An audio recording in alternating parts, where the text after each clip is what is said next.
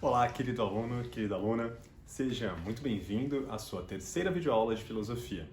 Eu sou o professor Cauê Kaique e em nossa aula de hoje continuaremos a discutir o capítulo 8, intitulado A Estética. Esta é a parte 2 da discussão reflexiva sobre a temática da estética, em que abordaremos a mercantilização do belo, a arte e a indústria cultural. Para começar as discussões que suscitam esta reflexão, vamos pensar em dois grandes exemplos. O primeiro deles, o quadro Mona Lisa de Leonardo da Vinci. E o segundo deles, uma imagem qualquer de um disco de vinil. O que, em sua opinião, diferencia o quadro de Da Vinci, a Mona Lisa, de um disco de vinil? É claro que as formas são distintas, certo? São dois tipos de artes diferentes, a pintura e a música. Mas existe algo reflexivo para além desse apontamento? Se nós observarmos detidamente o quadro da Mona Lisa, cujo original está exposto no Museu do Louvre, em Paris, e que vale mais, tanto no sentido artístico e financeiro, do que propriamente um disco de vinil, podemos começar a elocubrar uma concepção de arte que é um tanto quanto reflexiva. Vamos partir do seguinte princípio, não é? A arte do Leonardo da Vinci, é uma arte que representa um determinado momento e que, portanto, traz uma concepção de belo, fruto do momento em que foi produzida, mas que na contemporaneidade é ressignificada.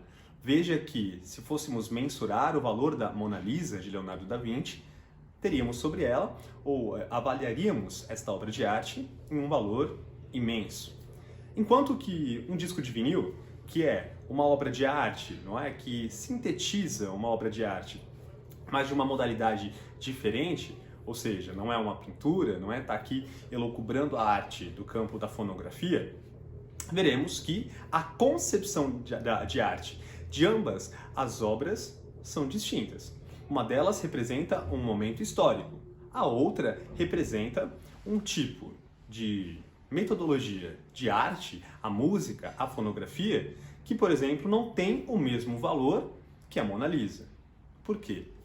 As reflexões da nossa aula de hoje nos levarão ao entendimento do porquê, por exemplo, as milhões de representações de arte são distintas, são colocações pensadas à luz do contexto em que surgem e, portanto, para tecer essa discussão de uma maneira um tanto quanto reflexiva, vamos primeiro voltar à definição do que é arte. Nesse segundo momento, para discutirmos sobre o que é arte, vamos partir da seguinte definição. Talvez, em algum espaço da sua casa, de algum ente querido da sua família ou mesmo de um amigo, você tenha a reprodução de uma grande obra de arte do mundo moderno, da antiguidade ou da própria contemporaneidade.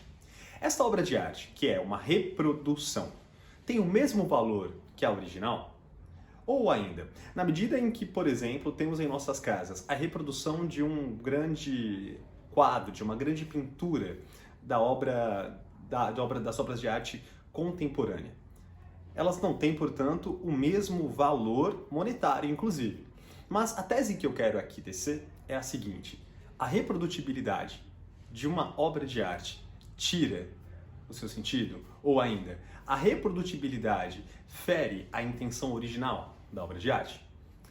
No momento inicial desta aula, nós trouxemos dois exemplos, a Mona Lisa e um disco de vinil. Há alguns bons anos atrás, um disco de vinil era a maneira como as gerações da década de 60, 70, 80, 90 ouviam música. Hoje, temos uma série de plataformas de streaming que fazem isso ao mercê do nosso desejo e na ponta dos nossos dedos através da tecnologia. A comparação que eu quero tecer é a seguinte: na medida em que eu tenho na minha casa uma reprodução de uma obra de arte, esta obra de arte perde o seu sentido original? E se assim o é, na medida em que, por exemplo, através de um disco de vinil ou de uma plataforma de streaming, como por exemplo o Netflix ou ainda como o Spotify, a gente usa essas plataformas para ouvir músicas. certo? Para reproduzir algo, faz com que a música original perca o seu sentido? Portanto, a tese sobre a qual nós vamos discorrer nessa aula também é sobre o conceito de reprodutibilidade. Para começar a discussão sobre o que é arte, ou para retomar essa discussão que nasce em nossa primeira aula, vamos pensar a partir da seguinte proposta. Encontrar uma resposta categórica para esta pergunta, o que é arte, por vezes não é tão fácil quanto parece. Ela pode ser intuitiva, mas ainda assim pode gerar grandes polêmicas, como ocorreu, por exemplo, quando o impressionismo, não é, uma escola da arte, surge ou ocorre na história da arte. Em algum momento, a obra de arte impressionista não foi tão aceita pela sociedade na qual ela estava inserida. Ou ainda no caso da arte contemporânea da atualidade. Em muitos momentos, nós gostamos ou não gostamos de um objeto artístico. Por quê? Quem forma o gosto? No sentido mais clássico da definição de arte, arte é técnica. Técnica é tekne, em grego. Portanto, a sua origem trata-se de um conjunto de regras, de procedimentos, cujo objetivo era a realização de determinada tarefa. Assim, não haveria diferenças entre o que é a arte, por exemplo, de fazer sapatos, e a arte de fazer poemas, por exemplo. Neste contexto, a definição do que é arte passava pela avaliação daquele que definia o que é arte. Por exemplo, um sapato só era considerado um bom sapato se assim fosse avaliado por um sapateiro, e assim sucessivamente. Na época das grandes corporações de ofício, que surgem no contexto ali da Revolução Industrial, por exemplo, um sapato só poderia então ser considerado um sapato na medida em que um técnico assim o julgasse. O mesmo ocorre com a produção da arte. Um poema só é um poema na medida em que aquele que produz um poema assim o julga. Mas e hoje? É assim que ainda entendemos o que é arte? Atualmente, o ator principal na determinação do que é ou do que não é considerado arte é o chamado crítico de arte. De qualquer modo, esses critérios estabelecidos pelo crítico de arte, que são fundamentais para a determinação do que é ou não arte, são critérios que não encontram uma única definição. Observa-se também que ao longo do tempo, artistas perdem e ganham renome. Em alguns momentos, por exemplo, valoriza-se a produção do músico Wagner. Em outros momentos, ela é depreciada. Em outros momentos, valoriza-se o que, por exemplo, a Anitta produz de arte. Em outros momentos, não. Portanto, a avaliação da obra artística e do conceito de belo, de arte, é uma produção histórica, assim concebida e que, para ser plenamente compreendida, tem que ser levada à análise à luz da conjuntura histórica em que se produz. Nesse momento da aula, para encaminharmos a discussão sobre o que é arte, sobre o que é belo, é importante ressaltar um aspecto ou um elemento. Aquilo que entendemos por arte, para nós, aqui no Ocidente, foi estabelecido por critérios ocidentais. Diversas tentativas de se estabelecer regras rígidas sobre o que é arte foram feitas, mas elas não se dão conta de explicar, por exemplo, o que é arte em sua plenitude, ou ainda de explicar os mais diversos fenômenos dos mais diversos contextos históricos que determinaram ou que nos possibilitaram entender o que é arte.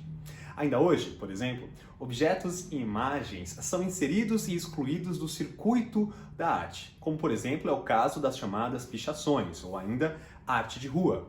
Há aqueles que a entendem como um fenômeno cultural, artístico, aqueles que a entendem como, por exemplo, pura depredação do patrimônio público.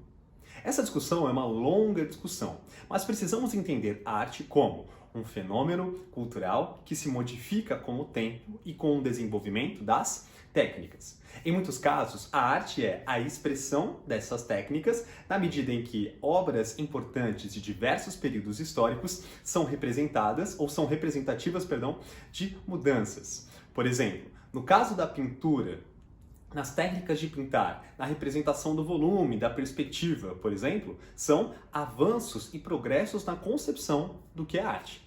Esta categorização do que é arte ainda hoje, principalmente está relacionada a um circuito industrial que as possibilita fazer dinheiro com um determinado objeto do que é uma representação cultural. Tentaremos, no contexto desta aula, ponderar sobre as potencialidades e as problemáticas desta relação contemporânea com a arte, partindo de transformações técnicas e sociais, seguindo do que foi a Revolução Industrial como um marco pontual e categórico para a configuração do fenômeno cultural da arte e de suas imbricações econômicas. As transformações técnicas e a sociedade de massas. Entenda o seguinte, já chegamos à concepção de que o entendimento de arte é fruto de um contexto histórico, é fruto das relações sociais que moldam esta sociedade, é fruto ainda das revoluções técnicas que acometem determinado movimento ou processo histórico. No contexto da concepção do que é a arte, da reprodutibilidade, da mercantilização e padronização do belo, a nossa referência histórica será as duas revoluções industriais, certo? Primordialmente, a segunda. A segunda revolução industrial chega à Inglaterra e a boa parte do mundo ocidental a partir aí do século XIX. O motor a combustão, a energia elétrica, não é? Novos eventos ou novos adventos atingem a humanidade. Essas transformações e técnicas que modificam as relações sociais promovem um movimento de deslocamento para a cidade, o crescimento de camadas médias, o surgimento de novos profissionais e também o surgimento da massa de operários fabris. As grandes cidades precisaram ser, portanto, reformadas para receber um grande contingente de pessoas. E, para tanto, essas reformas deveriam acontecer de maneira a receber e contemplar este novo fluxo, esta nova sociedade de massas e proporcionar a ela condições minimamente dignas de sobrevivência. No entendimento dessa sociedade em constante fluxo, em constante transformação, vamos citar a grande transformação ou a grande reforma promovida pelo Barão de Haussmann em Paris. Observemos estas fotografias. Nesse período, o consumo também se modificou. A massa de trabalhadores que saía do campo e chegava à cidade não podia mais plantar seus meios de subsistência. Por isso, precisava comprar de terceiros. Além disso, o início do século XX foi um movimento de grandes modificações tecnológicas, como com a invenção do aspirador de pó, da geladeira, do automóvel, entre outros tipos de equipamentos eletrodomésticos, meios de locomoção e aparelhos de guerra. A nova massa de mercadorias precisava ser consumida, e o crescimento econômico dos países centrais possibilitou que as camadas médias tivessem acesso a alguns novos bens. Esse período, entre o final do século XIX e início do século XX, é chamado de Belle Époque. Pessoal, no caso dos trabalhadores mais pobres, suas condições de vida foram remediadas, porque o crescimento econômico aumentou seus salários, mas não na mesma proporção em que aumentaram o lucro dos donos das empresas, ou ainda o valor necessário para um estilo ou para um nível de sobrevivência minimamente digno. Assim, a segunda revolução industrial e o desenvolvimento propiciado por ela nos campos tecnológico e técnico levaram à concentração populacional em grandes centros urbanos. Principalmente, possibilitaram a chamada transição demográfica, ao melhorar as condições de higiene e tratamento médico de parte significativa da população no início da população europeia, da população ocidental, no início do século XX. Como a soma de todos esses fatores, surgiu a sociedade de massas, que assim recebe essa denominação por vários motivos. O primeiro deles é suas classes sociais se constituem como corpos aglomerados, inclusive geograficamente. Transformando a maioria da população em assalariada, a produção acelera, alcança outros níveis, inundando mercados em todo o mundo, com os mais diversos produtos, úteis ou não, e o consumo passa a ser necessário, e cria-se então as estratégias para transformar o consumo em algo compulsivo. É a seguinte premissa: na medida em que a tecnologia se desenvolve, na medida em que a população se aglomera em grandes centros urbanos, na medida em que um espaço onde antes residia uma família se edifica um prédio e nesse prédio vivem várias famílias, estamos falando em uma transformação da composição demográfica, do surgimento, portanto, desta sociedade de classes, que, segundo Walter Benjamin, um filósofo que abordaremos ainda nesta aula, cria o fenômeno da multidão, da massa. Procura aí no Google uma fotografia da Estação da Sé, num contexto de normalidade, no horário de pico aqui em São Paulo. Não há indivíduos, há uma massa. E é sobre esta massa que tendencia no início do século XX ao consumo que falaremos agora. É nesse contexto de uma sociedade em constante transformação, que a arte também se modifica. Surge no início do século XX a fotografia e, a partir dela, o cinema. E na medida em que estas novas artes surgem e possibilitam a captura e grafia de imagens reais sobre um suporte, modificou-se também diversas maneiras e formas de perceber o mundo. Inicialmente, esse processo era caro e, por isso, álbuns de famílias eram exemplos de status social. As famílias mais ricas, portanto, possuíam álbuns, registros desses momentos. Felizmente, o desenvolvimento de processos tecnológicos fotossensíveis possibilitou a popularização que veio definitivamente a surgir e se pontuar quando as máquinas Kodak surgiram. No final do século XIX e início do século XX, surgiram também outras formas de reprodução, como por exemplo a fotocópia, ou ainda os novos processos de impressão e transmissão de conteúdos, que se desenvolveram e se redefiniram. Hoje, chegamos a uma gráfica, por exemplo, e podemos escolher diversos tipos de papéis, de reproduções, de impressões, que com tintas das mais distintas modalidades nos levam a um conceito de reprodutibilidade. Há ainda a lógica da reprodução digital, que faz com que você consiga, com os filtros hoje em diversas plataformas, editar as suas fotos da maneira como quiser. Estamos, portanto, chegando à concepção de que a reprodutibilidade de um objeto torna-se, no século XX, um objeto de alcance ainda maior. Nesse contexto, a fotografia e o cinema são paradigmáticos das transformações na esfera cultural, porque com eles a própria arte ganha uma nova dimensão da reprodução. Ou seja, trata-se de uma arte cuja finalidade é a própria reprodução, em muitos casos exigida por meio de cópias, como é o caso do disco, do CD, do disco de vinil no início da nossa aula. Em outras palavras, há ainda casos em que filmes originais são, portanto, reproduzidos em DVDs ou em plataformas de streaming, como nós temos hoje em dia. Portanto, não há um filme original da mesma maneira que não há uma Mona Lisa original. Em que sentido? A lógica da reprodutibilidade promoveu a universalização do acesso à arte e nos leva a uma discussão sobre qual é o papel da obra de arte original. Por exemplo, nós não temos como ter em nossas casas a Mona Lisa original de Da Vinci, mas, por exemplo, conseguimos ter, através de diversas técnicas de reprodutibilidade, cópias. Isso faz com que a obra de arte não tenha o mesmo valor? Diante disso, a obra de arte e o próprio conceito de arte entra em um outro papel de discussão. Por exemplo, as telas, as esculturas, as múltiplas concepções de arte do mundo contemporâneo permanecem ou ainda são produzidas. No entanto, quais os sentidos que atribuímos hoje para elas? Vamos pensar na seguinte perspectiva. As técnicas de fotografia e do cinema abriram para alguns indivíduos, aí no início do século XX, novas possibilidades de trabalho.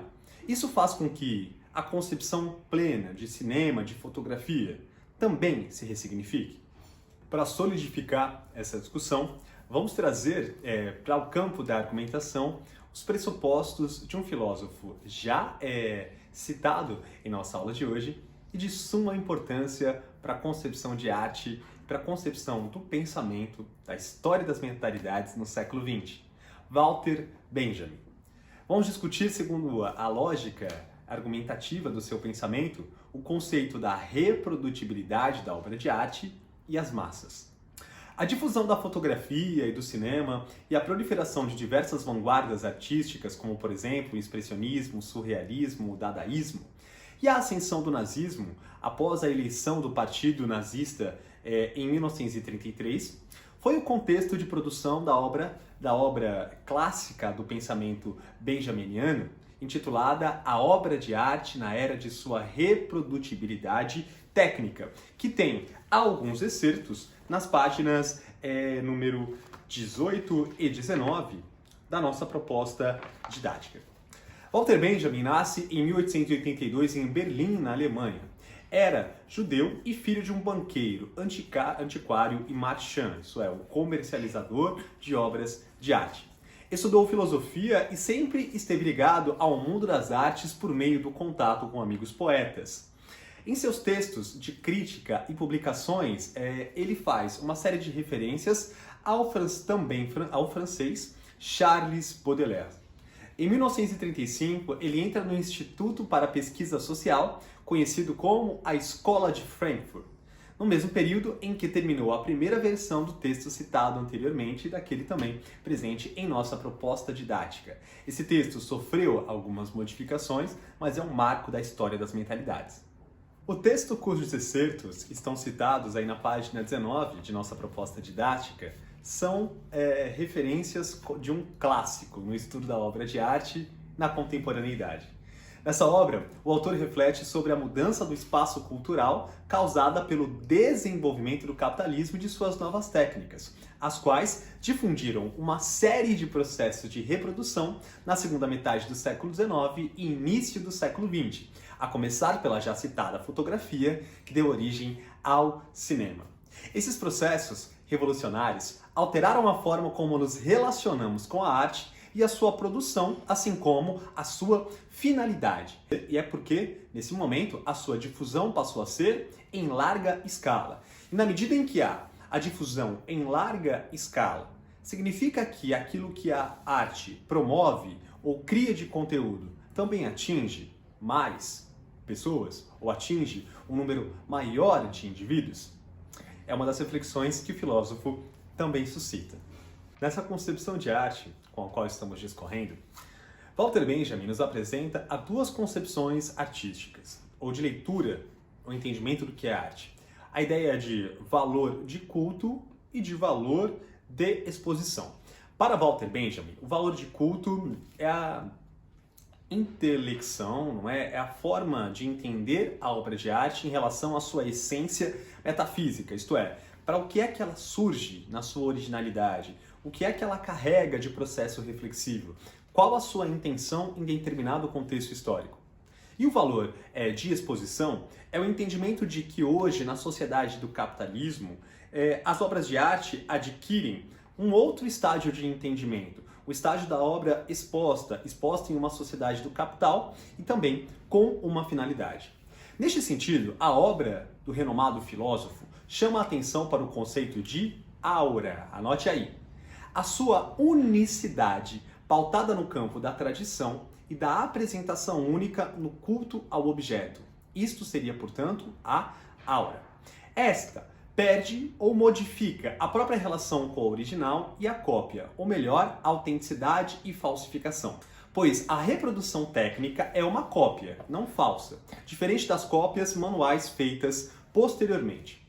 Por um lado, a técnica ou a cópia técnica não pretende imitar a unicidade da original. Ela é massificada, reproduzida milhares de vezes e espalhada pelo mundo, alcançando o espectador em sua situação particular. Por outro lado, ela acaba com a autenticidade da própria obra, porque a desprende de seus elementos físico-químicos, da sua constituição enquanto objeto e de seus elementos de linhagem, sua história, sua existência e sua tradição. A dimensão física e histórica da obra de arte perdem importância e são justamente as que davam a ela autenticidade enquanto objeto artístico e por isso perde, na concepção do filósofo, a sua importância. Portanto, a aura, isto é, a sua unicidade, aquilo que a faz única, a apresentação única e o culto ao objeto, no contexto da era da reprodutibilidade técnica da fotografia e do cinema, sofre uma grande transformação. Portanto, o entendimento de aura nos leva à seguinte intelecção. A aura de uma obra de arte, para Walter Benjamin, não pode ser copiada. Ela é presente apenas no objeto original, naquilo que lhe dá um caráter único. Essa qualidade de aura, portanto não pode ser copiada e não é transmitida às suas cópias, ou aquilo que a reprodutibilidade produz.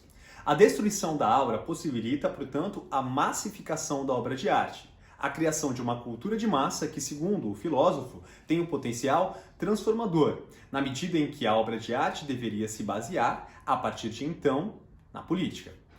Nessa obra, Walter Benjamin se dedica ao cinema e à fotografia, pois a arte, criada por meio desses processos, tem como objetivo ser reproduzida. Para o autor, a obra de arte reproduzida torna-se progressivamente a reprodução de uma obra de arte destinada à reprodutibilidade. Assim, de acordo com Walter Benjamin, a transformação da face cultural da sociedade é complexa. A arte deixa de ser culto particular para ser uma exposição coletiva. O cinema, como um exemplo do pensamento de Walter Benjamin, desta concepção de aura, em seus primórdios, era apresentado em salas lotadas. Não havia uma cópia em particular, a não ser no caso das pessoas extremamente ricas ou ainda dos próprios produtores de cinema. Mesmo hoje, o que faz os filmes ter sucesso é a sua renda em bilheteria. Basta notar quantas vezes ouvimos falar que determinado filme quebra recordes. E nesse sentido, muitas vezes, o valor de exposição em filmes é maior que o seu valor de culto. É por isso que, para Benjamin, a reprodutibilidade técnica no século XX altera esta relação com a obra de arte, o que deve ser agora expresso ou exposto massivamente e não mais cultuado. Isso traz um caráter democrático para objetos que eram cultuados apenas dentro de salões refinados da Europa até o final do século XIX e que, com o cinema e com outras técnicas, se popularizaram. No entanto, a dimensão de massa que atinge também serviu à propaganda fascista.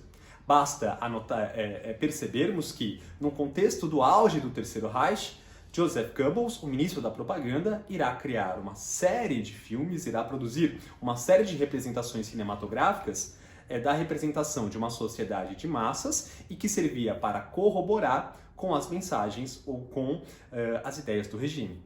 A razão disso acontecer e ter ocorrido no contexto aí da metade do século XX, no contexto de ascensão dos regimes fascistas, é porque o caráter revolucionário do cinema não pode ser plenamente realizado no capitalismo, uma vez que este se apropria da técnica por meio da indústria cinematográfica. Esse caráter estaria no controle que a massa pode exercer sobre a aparelhagem e a atuação do cinema, determinando o que querem ver.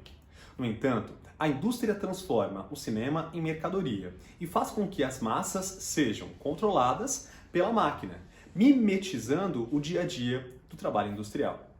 Além disso, a própria constituição dessa massa é determinante, porque, para Walter Benjamin, a massa com potencial transformador é a massa de trabalhadores conscientes de sua condição de classe. Ela absorve seus líderes, controla-os e renova-os. Mas ela pode ser também um corpo compacto e manipulável, e é exatamente sobre esse corpo que o fascismo toma conta. E dentro desta lógica, conseguiu, por exemplo, disseminar os seus pressupostos ideológicos dentro da Alemanha de maneira maciça, junto à sociedade. Dessa maneira, aparecem para nós a indústria cultural, o fascismo e a transformação deste como potência. Esses três fatores estão relacionados com a obra de arte e o desenvolvimento técnico a partir da Segunda Revolução Industrial.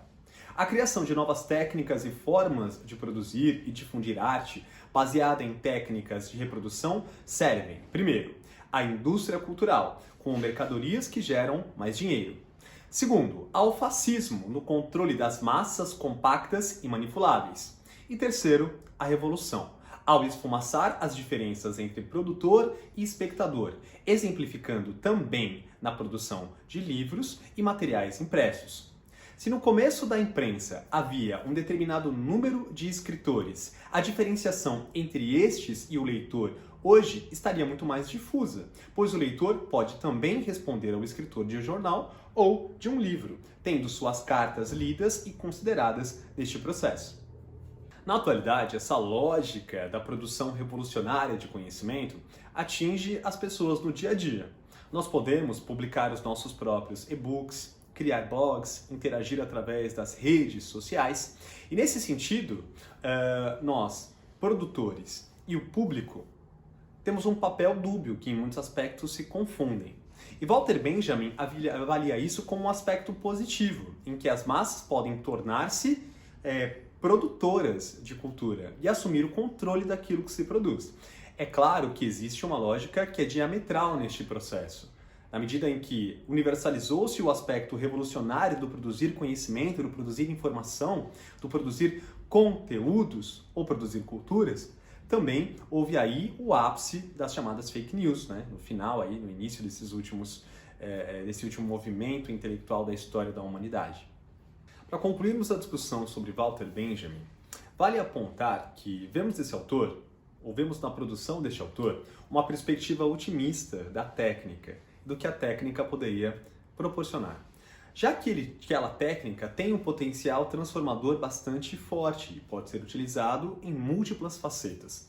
No entanto, ele vivia a ascensão do nazismo e morre logo no início da guerra, fugindo dos nazistas. Por isso viu de perto a utilização de todos os meios de comunicação de massa e produção artística pela Alemanha hitlerista, sendo incapaz de ignorar o potencial também reacionário da mesma técnica, da mesma arte.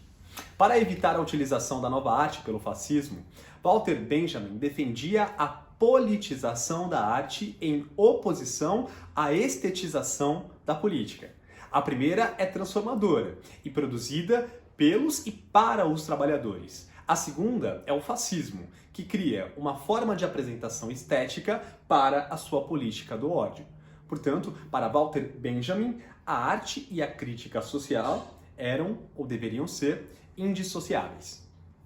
O segundo eixo estruturante de nossa aula é a discussão sobre indústria cultural. E para abordar esta temática, recorreremos a dois de seus mais significativos expoentes na história das mentalidades, Theodor Adorno e Max Horkheimer. Horkheimer nasceu em 1885 em Stuttgart, na Alemanha. Era judeu de origem e filho de um industrial, e esteve no instituto desde sua filiação, tornando-se diretor em 1931.